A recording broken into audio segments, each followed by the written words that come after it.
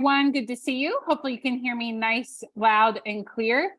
And I think I see a lot of new faces today. So if this is your first time that we've met, would you tell me in the chat box? I see a lot of people that I don't believe I've seen before. And then I see some familiar places or faces. It's good to see you guys. Well, today we're going to be talking about 4 objection handlers for today's market. And so I'm so glad you're here. There's a lot of confusion going on in the market. Can we just agree to that? And so our goal today is to hit what are the most common objections you're hearing and work on solutions, and also how to uncover the true objection. And then at the end of today's webinar, I'll tell you where you can find more training like this. We know that relationship-based sales and knowing how to convert leads is the skill to have in real estate, right? There's other things that are important, but if we don't have sales, we don't need any other skill because nothing happens if we don't have sales. So at the end, I'll tell you where you can find more training a lot like this one today. Just to introduce myself, because I see a lot of you are saying this is our first time together, so it's great to meet you. My name is Anna Krueger, and I used to be a high school teacher. I said I would never, ever do sales. So here we are. I'm totally in deep with sales, and I love it. And it's because I see what a way it is to actually help our community. And frankly, I like that we can make a lot of money in real estate. Anybody else there? I used to make $19,000 a year as a teacher in Baltimore City, which is not a cheap place to live. And we won't talk about what my income is now, but it's a lot better than that. And I'm really thankful. And I still get to help people, which is awesome. And that's one thing I love about real estate. So today we're going to be talking about the pattern of uncovering objections. To encourage you, I used to be terrible at sales. I was almost kicked off my first team for being really bad at sales. I had a teaching background, not a sales background. And the pattern I'm teaching you today was a key factor in turning that around for me. So in 2006, I was almost kicked off my team. By 2008, I was training salespeople because of the pattern I'm teaching you today. So it's not anything special about me, it's the pattern. And I'm going to give that all to you today. So make sure you have notes somewhere where you can take notes. I'm going to give you a 4-step process. And then while we're doing this, it would be massively helpful for me to hear from you in the chat box. What are the #1 objections you're hearing in today's market? So if you would type in your top 3 to 4 objections you're hearing, that would be incredibly helpful. I have 4 I plan to cover, and I want to make this very applicable to you. So I want to make sure that we are doing that. So go ahead and type in the chat box what you're hearing. All right, so let's jump in. I have a question for all of you. If I say to you, I want to wait until the fall to buy a home, what is your assumption as to why that might be? And you can unmute yourself. I love hearing your voices. You could also use the chat box. But if I said I wanted to wait till fall, what are you thinking that probably means? So Jan in the chat box says maybe it's a lease. What else? Less competition. School. Yeah, plans for the summer. I'm paying down debt. You guys are great. I love the interaction. We're going to wait till the market crashes. Oh, maybe that's the objection. We're going to wait till the market crashes. Yeah. Yeah, it could be anything. And you guys are touching on it right there. So just off the chat box that I read very, very quickly, and I didn't even get all of them because it was moving so fast. I counted 8 different reasons why someone might want to wait till the fall based on our assumptions in this room. So can we all just acknowledge right out of the gate, it would be inappropriate when handling objections to say, oh, every time they say they want to wait till fall, here's your 1-line response. Can we all just agree that that clearly wouldn't work? Because right here, just right now, we identified 8 different assumptions for why we think someone might want to wait until the fall. And they're really 8 totally different issues. We have school, job change, summer plans, got to pay off debt, and waiting for interest rates, concerned about the market. So what we're going to learn today is how do you uncover their actual true objection? Usually what you hear on the surface is not their true objection. Usually what we hear is the surfacey thing, and we can't have a 1-line response. We got to dig deeper, and then we can provide the response. So get your notes ready. I'm going to give you the 4 steps. And what I can tell you is this right here was a game changer for me in my career. When we're good at uncovering objections, people move forward.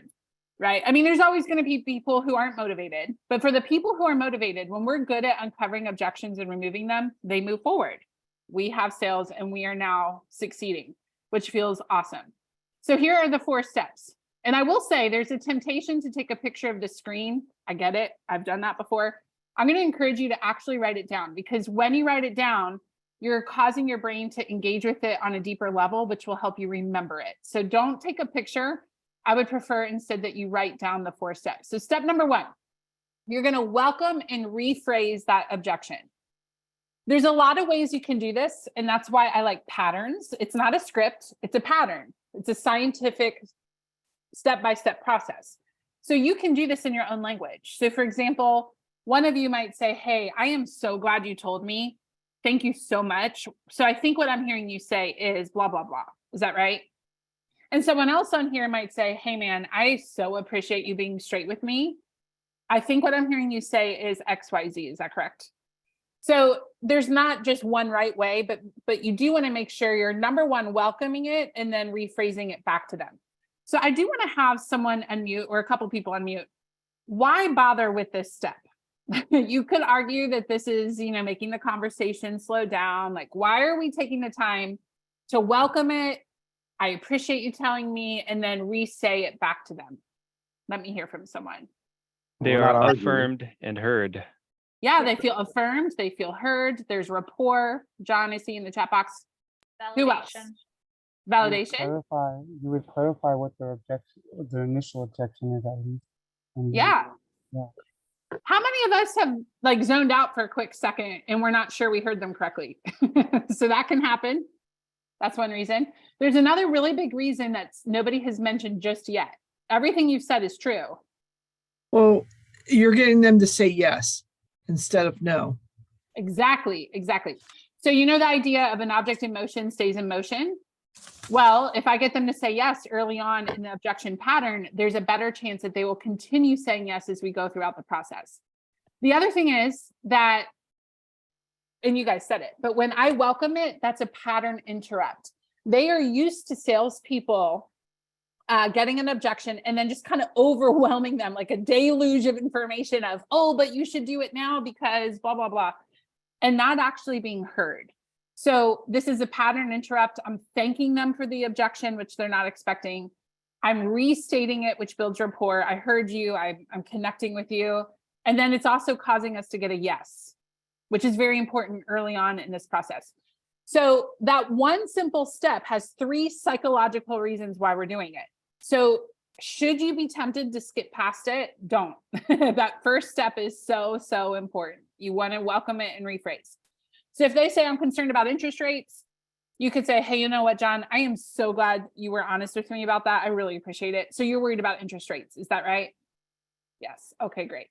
And now you've completed step number 1. All right, step number 2, you're going to do what's called a digging question. Now, I will put 2 digging questions on the screen in just a moment, but you can use any digging question you like. But let me explain what a digging question is. A digging question is simply using a word or a phrase that they just said, and you're going to throw it into a question. So if they say the word pine cone, you could say, what about a pine cone concerns you? And I'm using a silly example to make the point. Anything that they tell you, just put it into the next question. The key is to use their exact wording. The exact wording is what builds the rapport. Okay. So if they say, man, I'm just not sure I can afford the next place. Okay. What makes you feel you won't afford the next place? That's their exact wording, exact phrase. So 2 questions that work well in a lot of scenarios, which is why I picked them, are on the screen. I do encourage you to write those down, but also feel free to use your own personality. But the rule is you need to ask an open-ended question using their word or their phrase. And you're going to dive deeper. So again, this could sound like, what about interest rates is a concern to you? And they might say, well, I'm not sure I can afford it. This is really important. And I did this when I first learned the pattern. This really takes practice. When they say, I'm not sure I can afford it, technically the question, what makes you think you can't afford it, is a correct question, right? It's using their word, it's open-ended, it's fine. But better would be, tell me what you can afford. Tell me what you can afford. Because the idea here is we're trying to get to the solution and we're trying to find out what they can do. So as you ask questions, you want to think of it kind of like, I've got to get into their head and understand how they're thinking. How does this person make decisions? How do they process? What are their deciding factors? So again, they're worried about interest rates. What about interest rates is a concern to you? They say affordability. Okay, great. Tell me more about affordability and what's affordable for you. And that's going to lead us to a potential solution. Any questions on that so far? I'm moving pretty fast. In the class mega lead conversion, I spend 2 weeks on this. So 2 hours. You're getting it in 30 minutes. All right, we'll keep going. All right, number 3. This is where you say it back to them. Now, 1, we're doing this to build rapport. I really was listening to you. You're going to say it back to them. But also, it gives them a chance to correct us if we're wrong. I've had times that I've done this, and they're like, actually, there's more to it. And so then they'll, further clarify, or maybe I had an assumption and I was wrong, and they're going to correct it. So number 3 would sound something like, all right, I think what I'm hearing you say is you're worried about interest rates. Really what you're concerned about, though, is having a monthly payment below $1,800. Is that right? And I'm actually diving down into what they're actually saying. And then number 4 is the conditional close. Now, the first time I learned this in my notes, I just wrote conditional close. And then later I looked at my notes and thought, what is a conditional close? I don't remember. So I would encourage you to write it down as it is, all the words. Number 4, if I can show you a way, or if I can solve it. In this example, if I can find you a home for less than $1,800 a month, because that was the concern they brought up, would you be open to talking about it? Those of you that are high drivers, if you know anything about DISC, the D, the driver, I'm 99% D. So my struggle with this pattern, to be honest with you, is not trying to go super, super fast. Let me just get to the solution. I've been in real estate 10 years. I know what they're going to say. The value of this is 1, they feel heard. You're building rapport. You're learning what their true objection is. Where a lot of people fail when they're the high driver is they say, hey, if I can solve it, would you meet with me? And you actually don't want to do that here just yet, because that feels like such a commitment to them. They just give you an objection and now you're asking to meet with them. And in my experience, that can cause them to kind of pull back a little bit. Like, I don't know if this is solved yet. So it's more of a soft close. If I can solve that for you, if I can get you into a house for less than $1,800 a month, would you be open to at least hearing about it? And when you word it that way, you're a lot more likely to get yeses, a lot more likely. And then if they say yes, go ahead and educate. So now is when you can give your response, because now we know what we're actually dealing with, right? We actually have the solution. If they say no, I still wouldn't be open to it. Then just simply ask them, well, what else is holding you back? And you're going to start back up at number 1. A lot of times people have more than one objection. And when you first hop on the phone, they tell you their first one that's kind of surfacey and you dig down. But if they still say, no, I wouldn't be open to it, there's usually a second objection hiding that they just hadn't brought up to us yet. In my experience, this process builds so much rapport that usually they will open up about the second objection. How many of you have had more than one objection to something? You were going to buy a car and it was too pricey and your spouse wouldn't be on board.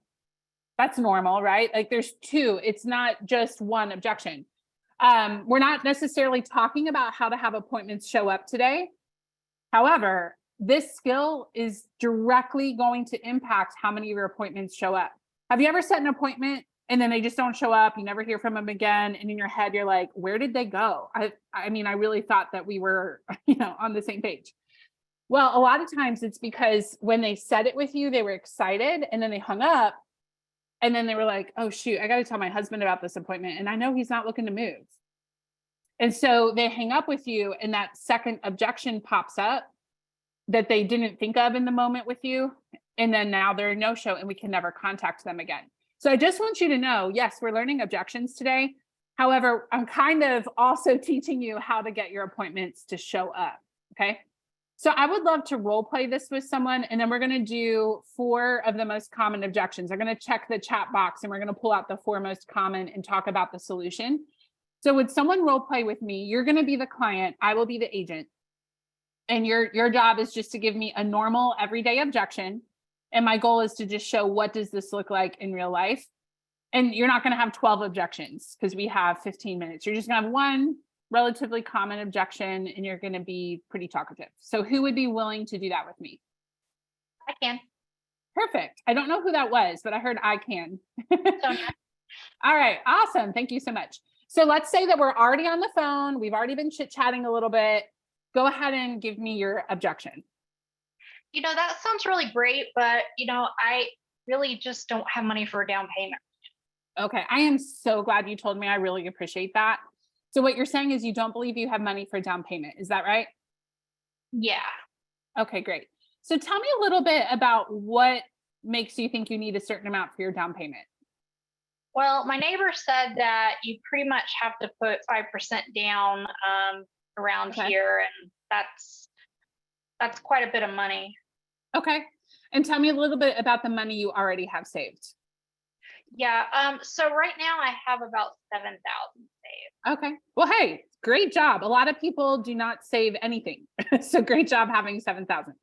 So I think what I'm hearing you say is you would like to buy a house. The only thing holding you back is believing you need a 5% down payment and you've got about 7,000 right now. Is that correct? Yes. Okay.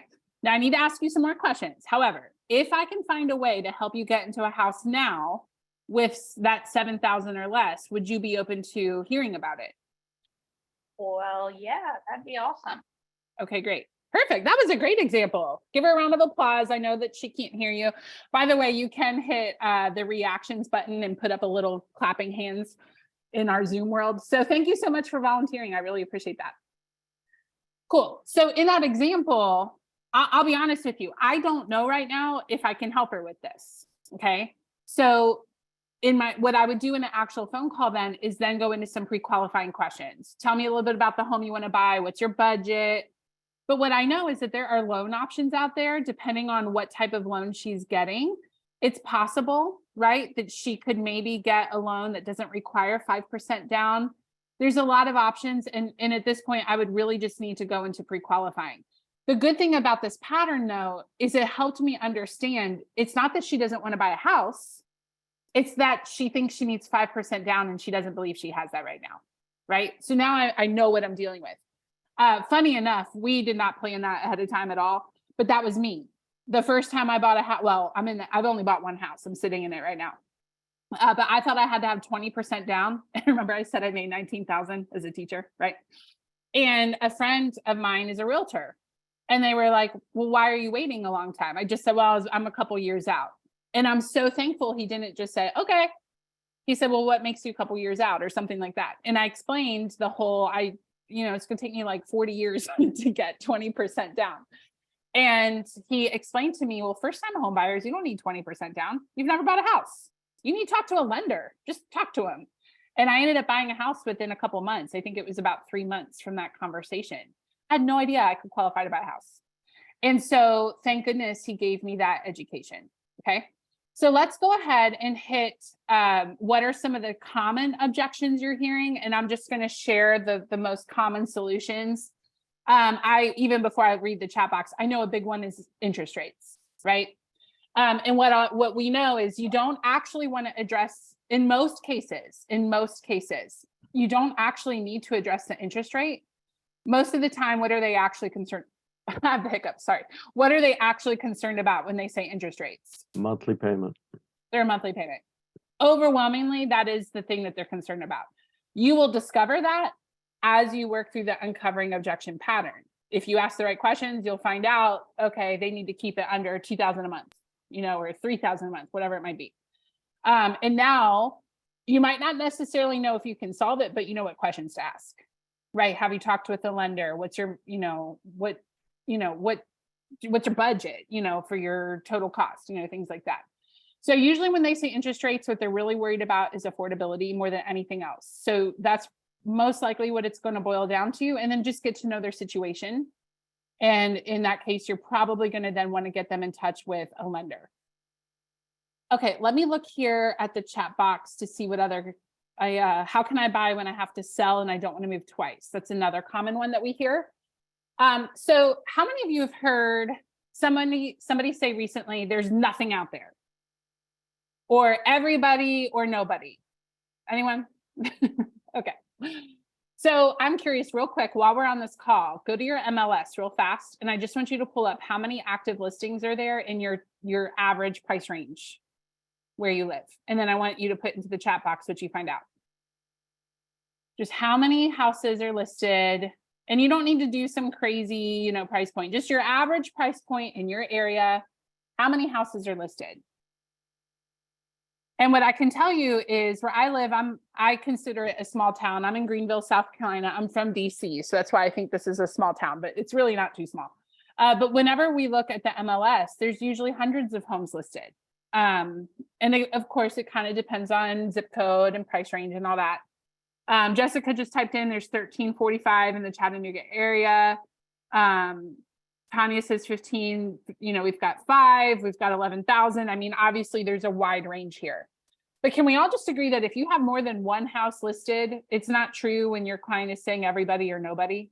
There's no houses available, I'm going to become homeless. So I want you to write this down and underline it. This is a really big thing. I didn't actually learn this till a couple years ago, and it simplified objections for me. Most objections are a lack of education or a lack of motivation. One of the two. Now, obviously, there's a lot of categories under that, but big header categories: lack of education, lack of motivation. One of those two, and that's it. So if somebody is saying, I want to move, I just don't want to be homeless in the process, then what is that? Is that lack of education or lack of motivation? It's education. I saw a lot of you mouthing that. Exactly. It's education. And so that's where you're going to then need to educate them. Now you're going to do the uncovering objection pattern. What makes you afraid that you're going to be homeless? What makes you believe there's nothing out there? You're going to dig. Okay. You're going to do the 4-step process. Much of the time after you've done that, my experience has been, I just need to educate them on how many houses are available in our market. Now, those of you that typed in 5, somebody's going to get those 5 houses. You got to find out, are they ready to play in that market? That's not a lot of houses. Are they prepared to play in that market? What other options do you have? Another thing that could help is a story. We have varying ranges of experience in here, but you could possibly share, we collectively over the last year have helped 100 families and none of them have gone homeless. Not one of them, not one person's gone homeless. And sometimes that can just help them feel better. I want to give you another line. Again, I'm not into one-liners until you've done the 4-step process. So just keep that in mind. But I had a personal trainer say this to me once, and I was like, ooh, that's good. I am writing that down. He said, what to you is overwhelming, to me is just another day at work. Trust the process. I will help you. So I'll say it again. What to you is overwhelming, to me is just another day at work. Trust the process. That's what I'm here for. And I love it. He made me feel better. So I experienced being on the receiving end of that when I was talking to a personal trainer. And I felt so much better. Like, I can't fathom this. And he's telling me it's just another day at work for him. So I think that's a great thing to talk to people about when they're concerned about the being homeless. Another big one that I've seen, and I'm going to look at my phone here because I have some stats I pulled up before this webinar. So give me just a second. There's a really good quote that I want to read to you, and this will deal with the third objection that's very common right now, is we're afraid the market's going to crash, especially with politics and all this. Have you all been hearing that? Worried the market's going to crash? So I saw this on a webinar earlier today with Keeping Current Matters, and it says neuroscientists have found that people spend 90% of their lives. So think about this, just 90% of the people you talk to, they're using what's called narrative circuitry. In other words, we spend 90% of our lives telling ourselves what will happen. Okay. So in other words, people are telling themselves a story. And where is the story coming from? The news. Okay. So in the fall, this is what the headlines were. In the fall, the news was reporting that home prices were expected to go down 15 to 20%. That's what they were reporting. Do you know what actually is happening in the national market? Anybody know? Overall, they're edging up. Yeah, And edging is a good word. It's not massively going up, but the average and this is where you have to know your local market. I'm just talking national market, but national market home prices are going up between 3 and 4%. So if you're talking with someone who's worried about the market crashing, I want you to think in your head, they're probably doing the whole 90% thing where they're telling themselves a story. And if they've watched the news, the story they've heard is that the market is going to crash. In the fall, they predicted a 15 to 20% drop in home prices, and we're actually seeing them still go up in most markets. And again, you have to know your market. There's pockets that might not be true. So just know your market. So that would be the third. And then the fourth one, I kind of want to see what other objections you guys are hearing. Let me just check the chat box. And by the way, we're going to send you this recording. So if you missed something, or if you can go back and watch it again, or if you want to see that role play again. Okay, another common objection that we get is, I'm just reading here. So people right now in today's market, they can think I'll wait until later when there's less competition, especially if they're a buyer. How many of you have heard that? Like, there's a lot of people out right now. I want to wait till later. There's, less competition and all that. I think the main thing there, honestly, again, go through the 4-step process. That's always an assumption. Go through the 4-step process. But I would take it to their motivation. And we didn't teach this today, but in Mega Lead Conversion, we spend a lot of time talking about how to dig up a client's motivation, because that's really what you talk about most of your calls. That's like the main thing. And there's 2 questions I want you to write down that will help you with this one about wanting to wait. First of all, you got to find out why they want to wait, do the 4-step process. But if you find out that there's not really a good reason they're waiting, they just feel like it's better, a golden question is, how does it benefit you to wait until the fall? And if I asked all of you, how does it benefit you to not lead generate, what would you tell me? But I know, because I coach y'all, some of you, I don't lead generate because blah, blah, blah. But if I said, well, how does it benefit you to not lead generate? You just don't have an answer, right? So how does it benefit you to wait? I just heard you say you wanted to be closer to work. You wanted to build equity for your future. How does it benefit you to wait till the fall? And you will find some of them will have a legit reason.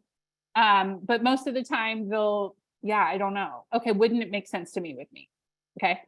The other magic question is, what would need to happen? What would need to happen for you to, and fill in the blank, move now? What would need to happen for you to sign with me? What would need to happen for us to go to Hawaii for 3 weeks? It's a solution question. What would need to happen for you to fill in the blank? And their answer will help direct them to think of a solution. I actually wanted to go to Hawaii for 3 weeks about 3 years ago. It was actually January of 2020. And I didn't think I could do it because I teach webinars for a living, right? And I just said, well, what would have to happen for me to go to Hawaii for 3 weeks and not log into work one time? And immediately I started having solutions, where before that, it was like, I can't imagine how I could do that. And so I've experienced it. So ask yourself that, what would have to happen for blank to occur? It's very solution finding. So how many of you believe you would have even one extra appointment if not a closing because of today's content, just 30 minutes of content, right? So let me tell you, and I'll open it up to questions here in just a second, but for those of you that have to hop off, let me tell you where you can find more like this. So we have a class that starts in 10 days. No, not 10 days, it's 8 days. It's May 10th. And in that class, it's called Mega Lead Conversion. And we teach you a whole lot of things like this. Oops, let me go back. Well, shoot, wait a second, I'm on the wrong side. But go to megaleadconversion.com. Here it is, megaleadconversion.com. And I have a giveaway for those of you, but the rule is you have to sign up by midnight tonight, because I'm going to do it at midnight tonight. I'll look at the timer. But I did an interview with Gary Keller. Those of you at Keller Williams are pretty familiar with him. But I did an interview with Gary Keller about the current market. It was exclusive. He gave me 30 minutes of his time, which I thought was amazing. And I'm only going to send that to people that are registered by midnight tonight. So class doesn't start until May 10th, but for those of you that register by tonight at midnight, I'll send you that interview that I did with Gary Keller. I'll email it to whatever email you use when you register. So if this is a class that you know you want to take, yes, you could wait till next week to register, but that's a giveaway that I'll give you for those of you that register early. This class, it's a 6-month program, is $199 a month for 6 months. And the whole class is full of patterns like this. We go over things like, how do you get them to pick up the phone? There's an actual way, even without talking to them, that you can motivate them to pick up the phone. What do you do when they say, oh, I'm busy, can you just call me later? There is actually a pattern for handling that, which is amazing. We talk through how do you set an appointment that actually shows up. We actually had a team recently tell us they went from 40% held ratio. So imagine that, you're setting 10 appointments and 4 show up. That's kind of discouraging, right? In 2 weeks, as a result of what they learned in the class, in just 2 weeks, they got it to 80%. So they went from setting 10 and having 4 to setting 10 and having 8 in just 2 weeks because of this program. So we teach you patterns like that. Without going more and more into it, because I do want to leave time for questions, just go to megaleadconversion.com and hit learn more. And I put a video on there that's about 3 minutes, and I do an overview of how it all works. Okay.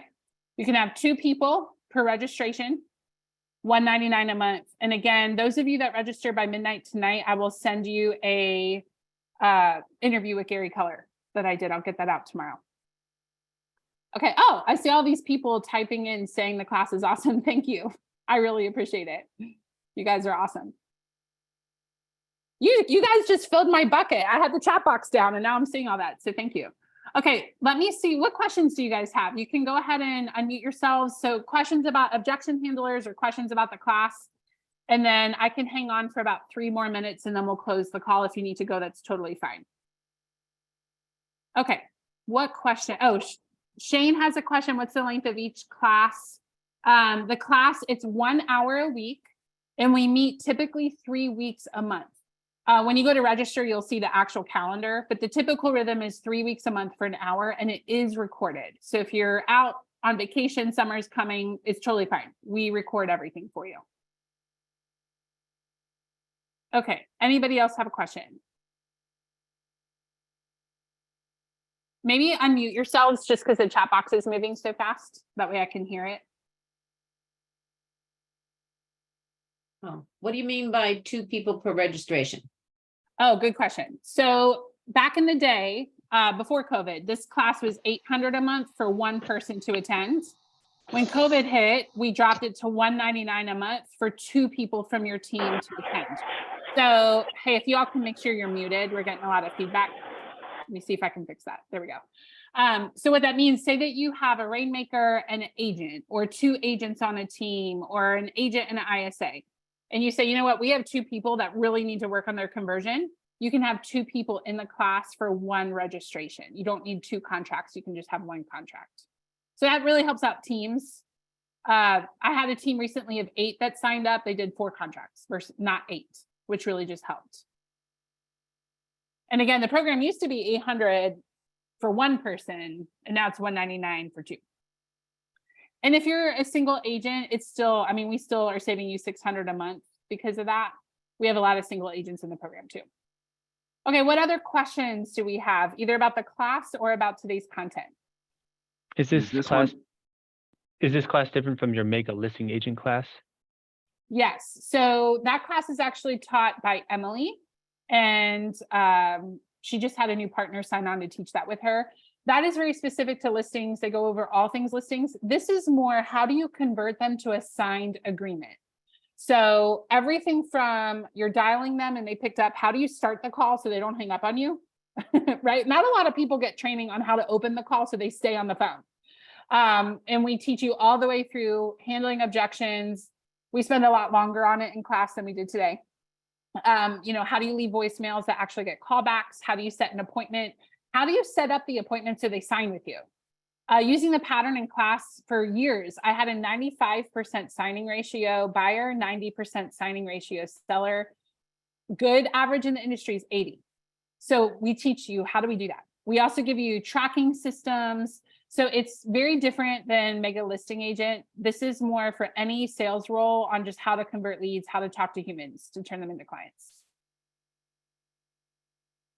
Hopefully that answers your question. Is this one different than the mega lead conversion that's just wrapping up right now? No, nope, it's the same class. Good question. Okay. Yeah, good question. You can We always do take have- it twice. Yeah, we actually have, I told someone earlier today, there's a team that I've seen for years because every time they just use it to leverage their training department because it's $199 a month. But yeah, I mean, I've been teaching this since 2006 and I still, even when I teach it, I just mentioned today, I just learned about 2 years ago, the whole objections are either lack of education or lack of motivation. So even as the teacher, the material hits me differently as I go through it because I'm in a different place, you know, as I grow. So yeah, we do have people that repeat it. If you've taken the class before and you want to repeat it, just shoot me a message. Yes, Mario, we do go into pre-qualifying the seller. In fact, day one, I give you a buyer sheet and a seller sheet, day one of class that you can use to pre-qualify buyers and sellers. Day one. Yeah. And then we go deeper into it in a later class, but day one, I give you basically a cheat sheet for it. Okay. It's Go also not connected to your Mastering Inside Sales class from the past as well. Yeah, it's a really good question. So we renamed it. It's essentially the same class, except I added additional content for today's market. So I switched out some of the content for more on how to dig into motivation. So there's more methods. I give 2 additional patterns for digging into motivation because now that the market has shifted, we need to be better at that. Here's the thing, 2 years ago, and I say this with love, I really do, because I love real estate. This is my favorite industry. 2 years ago, if you breathed and you picked up the phone, you could sell real estate. And that is not the case in today's market. Skill 2 years ago was nice. Now it is necessary. So I revamped it a bit, but it is essentially mastering inside sales. Good question. Can any brokerage agent sign up? Yeah, any brokerage, if you talk to humans and your goal is to turn them into clients, the class is for you. Yeah. I actually had a real estate photographer take it. She told me she got a ton of benefit. We go to church together. She's like, can I take your class? And I was like, sure. You'll just need to switch out some of the words from real estate to photography, but yeah. And she told me her business blew up right after that class. In fact, she quit showing up about halfway through. And I was like, are you okay? I haven't seen you in class. And she said, yeah, I just signed my biggest client I've ever had and I'm busier than ever because of the class. So I'm watching the recordings. I'm not there live anymore. So yeah, anybody can take it. If you talk to humans, you can take it. Any other questions? Just, I had signed up and I think it sounds like the same. Was the one for your expires and for sale by owners? That was a one-off webinar, just a one-time webinar that was free, kind of like what we're doing today. This class is more of a curriculum that we go through. It's a lot. The goal is truly to help you master the craft by the end of the 18 weeks. So it's different. That was a one-off like today. Okay, but I signed up for that for the same cost. So I'm a little confused because that hasn't started yet. No, so this is just promoting the same class. So if you signed up for megaleadconversion.com or Mega Lead Conversion for May 10th, then you're probably good. If you want to double check, I don't do any operations for the class. I literally teach it. Anything operations wise, email fasttrack@kw.com. And you could just say, hey, can you check it and make sure I'm on the roster? Okay, can you Yeah. repeat what was the? It's in the chat box. It's fasttrack@kw.com. Oh, okay, yeah. Yep. And when you register, you'll get a automatic email inviting you to the client portal. So you could also look for that. But any questions related to portal, am I on the roster, anything, just check fasttrack@kw.com. Okay, and let them know. thank you very much. You're welcome. Trust me, you don't want me in the operations part of this class. I'm going to jack it up. I'll teach it, but don't ask me to do any billing, nothing. I'll do a terrible job, but I can sell and I can teach you how to sell. All right. Any other questions? I truly have to hop off. I said 5 minutes and now we're going on 9. I can do 60 more seconds. Any other questions about the class or about today's content?